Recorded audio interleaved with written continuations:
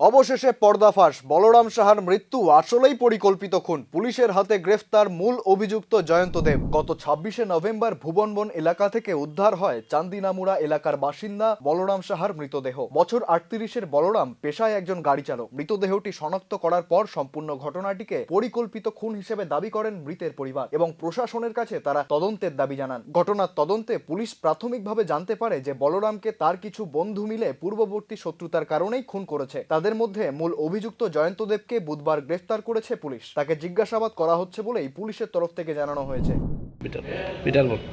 আচ্ছা, গত 26/11/2023 তারিখে চান্দিনামুড়া ওই ভুবনবনের বলরাম সাহা বলে একজন লোকের মৃতদেহ পাওয়া যায়। তার ব্যাপারে অভিযোগ মূল পশ্চিম থানাতে একটি মামলা লিপিবদ্ধ করা হয়। সেই মামলা তদন্তক্রমে কিছু তথ্য প্রমাণের ভিত্তিতে আমরা গতকালকে একজন জয়ন্ত দেব, বাবা বয়স 50, বাবার নাম লেট অনিল চন্দ্র দেব, বাড়ি ওই ভুবনবন, তাকে গ্রেপ্তার করি এবং আজকে তাকে আদালতে সোপর্দ করা হবে। কি কারণে মারা হয়েছে প্রাথমিকভাবে কিছু জানা গেছে?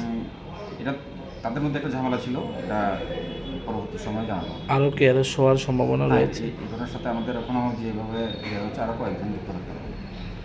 আপনার নামটা? আমার নাম S I Rakesh Baidya, OC Ramnagar.